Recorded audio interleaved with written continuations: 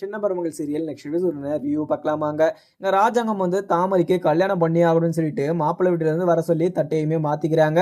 இதெல்லாம் பார்த்தா இங்க சாவித்திரி தாமரைன்னு சொல்லிட்டு இவங்க ரெண்டு பேருக்கும் பயங்கர கோபமா இருக்கு. அதே மாதிரி இந்த ஒரு கல்யாணத்துல எந்த ஒரு விருப்பமும் இல்லாம தான் நின்றுகிட்டு இருக்காங்க. ராஜாங்கத்துக்கிட்ட எப்படி நம்ம இந்த ஒரு விஷயத்த சொல்றதுன்னு சொல்லிட்டு அங்க குழப்பத்துல நின்றுகிட்டு இருக்க. அதுக்கப்புறம் நிச்சயதார்த்தம் முடிஞ்சு மாலையுமே மாத்திட்டு எல்லாமே முடிச்சுட்டு அவங்களுமே கிளம்பிடுறாங்க. ஆனா இங்க தாமரைக்கு ரொம்பவே வருத்தம். நம்ம காமேஷ் பிச்சையை மீட் பண்ணி நம்ம இந்த விஷயத்த சொல்லியே ஆகணும். அவரு மட்டும்தான் இந்த ஒரு பிரச்சனைக்கு தீர்வு காண முடியும் அப்படின்ற மாதிரியுமே காமேஷ் பிச்சையை மீட் பண்றதுக்காக தாமரையுமே கிளம்பிடுறாங்க. இங்க தாமரை போனதை பார்த்ததோ இங்க சித்ராவுமே இங்க தாமரை பின்னாடியுமே வந்துடுறாங்க. அதுக்கப்புறம் என்ன இங்க காமேஷ் பிச்சை கிட்ட இங்க தாமரையுமே எங்க வீட்டுல கல்யாணம் ஏற்பாடு பண்றாங்க. நான் கட்டிக்கிட்டா உங்களை தான் கட்டிப்பேன், அப்படி இல்லைன்னா நான் செத்துடுவேன் அப்படின்ற மாதிரியுமே சும்மா சொல்லிக்கிட்டு இருக்க.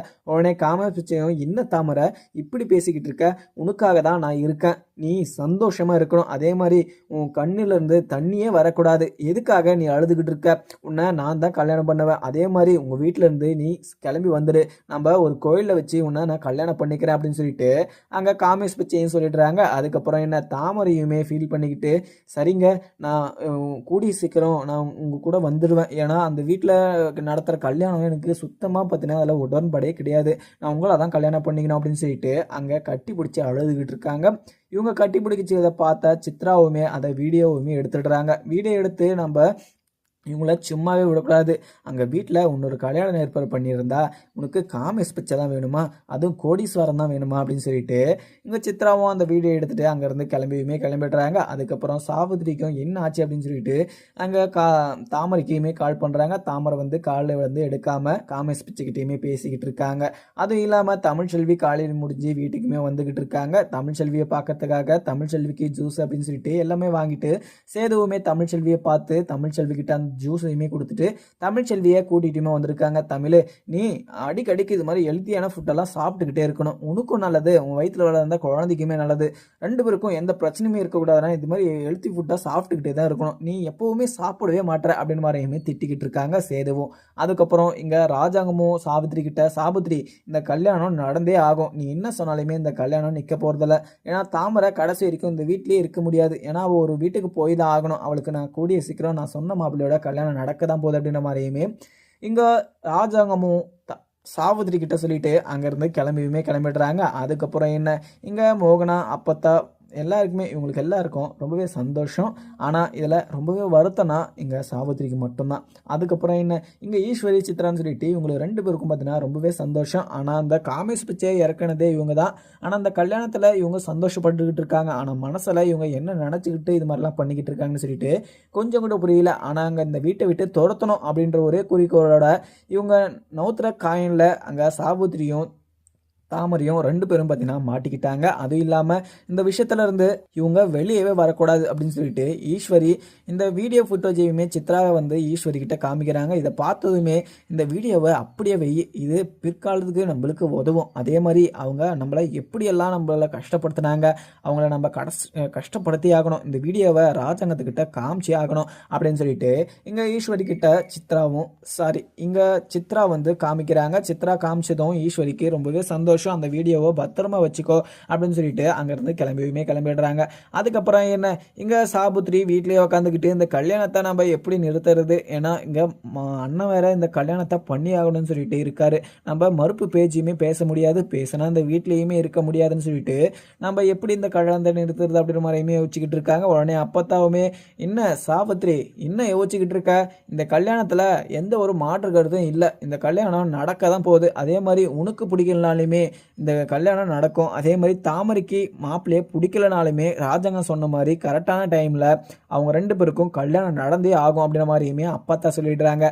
அதுக்கப்புறம் என்ன இங்க தமிழ்ச்செல்வி சேதுன்னு சொல்லிட்டு இவங்க ரெண்டு பேரும் வீட்டுக்குமே வந்துடுறாங்க. அதுக்கப்புறம் தமிழ்ச்செல்வியை அங்க மாடிக்கு வந்து சேது தூக்கிட்டு போறதுக்காக கீழேயுமே நின்றுக்கிட்டு இருக்காங்க. தமிழ்ச்செல்வி நீங்க மாடியிலலாம் நடக்கக்கூடாது, உன்னை நான் தூக்கிக்கிட்டு நான் மேலே போகிறேன் பாருங்க அப்படின்னு சொல்லிட்டு தமிழ்ச்செல்வியை தூக்கிக்கிட்டு போகிறத பார்த்து அப்பத்தாக்கு ரொம்பவே சந்தோஷம், மோகனாக்கும் ரொம்பவே சந்தோஷம். அதுவும் இல்லாமல் இங்கே தமிழ்ச்செல்வியை தூக்கிக்கிட்டே தமிழ், நீ எங்கிட்ட அடிக்கடிக்கு கேட்டுக்கிட்டே இருப்பில்ல, நான் உன்னை கடைசி வரைக்கும் இதே ஒரு அன்போட நான் பார்த்துப்பேனான்னு சொல்லிட்டு உனக்கு சந்தேகமாக தானே இருக்கு, கடைசி வரைக்கும் நான் பார்த்துப்பேன், அதே மாதிரி எந்த ஒரு சந்தர்ப்ப சூழ்நிலையுமே இந்த வீட்டை விட்டு உன்னை துரத்தவும் மாட்டேன், உன் மேலே இருக்க பாசமும் எனக்கு குறையவே குறையாது அப்படின்னு அப்படின்ற மாதிரியுமே இங்க சேதுவும் தமிழ்ச்செல்வி கிட்ட சொல்லிடுறாங்க. தமிழுக்கு ரொம்பவே சந்தோஷம். அது இல்லாம தமிழுக்கு அடிக்கடிக்கு அந்த கனவு வருது அப்படின்ற ஒரு பதட்டத்தை, அந்த ஒரு பயத்துல தான் இருக்காங்க. அது இல்லாம இந்த ஒரு கனவு வசந்திக்கும் இங்க ராஜாங்கம் அப்பத்தான்னு சொல்லிட்டு இவங்க எல்லாருக்குமே வந்திருக்கும். ஆனா இதுல ஒரு பிரச்சனை என்னன்னா, அந்த ஒரு விஷயம் நடந்துடக்கூடாது அப்படின்னு சொல்லிட்டு ராஜாங்கமும் இப்போ வரைக்குமே மனசுக்குள்ள நினைச்சிட்டு தான் இருக்காங்க. ஏன்னா ராஜாங்கம் தமிழ்ச்செல்வியை ரொம்பவே பார்த்தீங்கன்னா அதுக்கு முன்னால அசிங்கமும் படுத்தி வீட்டை விட்டுமே தொடுத்திருப்பாங்க. ஆனால் தமிழ்ச்செல்வி மனசை புரிஞ்சிக்காம அப்போ அனுப்புனாங்க. இப்போ தமிழ்ச்செல்வியை பற்றி முழுமையாக அவங்களுக்கு தெரியும். ஆனால் இது மாதிரி ஒரு கனவு வரவே கூடாது அப்படின்ற மாதிரி தான் இங்கே ராஜாங்கமும் யோசிச்சுக்கிட்டு இருக்காங்க. அதுக்கப்புறம் என்ன, இங்க தாமரை சாவித்திரி கிட்ட, அம்மா இதுக்கு மேலேயுமே நான் இந்த வீட்டில் இருக்க போறதில்ல, அண்ணா காமேஷ் பிச்சையவே நான் கல்யாணம் பண்ணிக்கிறேன், அதுக்கான ஏற்பாடை நீங்க பாருங்கம்மா, இதுக்கு மேலே இங்க இருந்தனா என்ன இங்க விட மாட்டாங்கம்மா, கூடிய சீக்கிரம் அவன்கிட்ட என்னை விட்டுருங்கம்மா, நானும் அவரும் நான் சந்தோஷமா இருந்துக்கிறேன், அவரை கல்யாணம் பண்ணிக்கிட்டேன்னா நான் சந்தோஷமா இருக்கம்மா, கடைசி வரைக்கும் நான் அது ஜாலியாக இருப்போம்மா, எனக்கு அந்த காமேஷ் பிச்சையை மட்டும் கல்யாணம் பண்ணி வச்சிருங்க, இந்த வீட்டில் பார்க்குற மாப்பிள்ளையை மட்டும் நீங்கள் கல்யாணம் பண்ணி வைக்காதீங்க அம்மா, ப்ளீஸ்மா, எனக்கு இந்த வீட்டில் இருக்கிறதுக்கே எனக்கு பிடிக்கல, அவரு காமேஷ் பிச்சை தனியாக கோயிலில் வச்சு எனக்கு என்ன கல்யாணம் பண்ணிக்கிறேன்னு சொல்லியிருக்காரு, நான் கிளம்புறோமா அப்படின்னு சொல்லிட்டு அங்கேருந்து கிளம்பிடுறாங்க. இங்கே தாமரையும் இதை பார்த்த சாவித்திரியும், தாமரை கூடிய சீக்கிரம் நான் உனக்கும் அவனுக்கும் கல்யாணம் பண்ணி வைக்கிறேன், நீ அர்ஜென்ட் படாத, இந்த விஷயம் இங்கே ராஜாங்கத்துக்கு தெரிய வந்துச்சுன்னா நம்மள இந்த வீட்டிலே வைக்க மாட்டாங்க, இது தாமரை இது கொஞ்சம் வெயிட் பண்ணு, நான் உனக்கு அவனை தான் கல்யாணம் பண்ணி வைப்பேன், நீ கொஞ்சம் வெயிட் பண்ணால் எனக்கு அதுவே போதும், இந்த ஈஸ்வரியும் சித்ராவும் இந்த விஷயம் தெரிஞ்சிச்சுன்னா நம்மள சும்மாவே விட மாட்டாங்க, அவங்க நம்மள அசிங்கப்படுத்தணும்னு சொல்லிட்டு ராஜாங்கத்துக்கிட்ட இந்த விஷயத்த சொன்னாலுமே சொல்லலாம், நீ அர்ஜென்ட் பட்டனா நீ மாட்டிப்ப அப்படின்ற மாதிரியுமே சாவித்திரிக்கு தாமரை கிட்ட சொல்லி சமாதானப்படுத்திக்கிட்டு இருக்காங்க.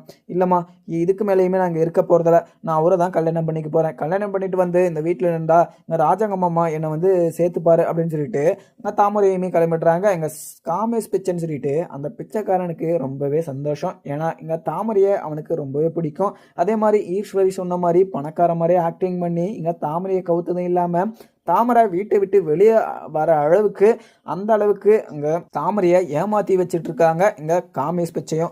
அதுக்கப்புறம் இங்கே காட்ஸோட காமேஷ் பிச்சையும் கோயிலில் இருக்காங்க. அதுக்கப்புறம் இங்கே காமேஷ் பிச்சைக்கு கால் பண்ணிட்டு தாமரையுமே கோயிலுக்கு வந்துடுறாங்க. அதுக்கப்புறம் இங்கே சித்ராவும் இதை பார்த்துட்டு இதை வீடியோயுமே எடுத்துக்கிட்டு இருக்காங்க.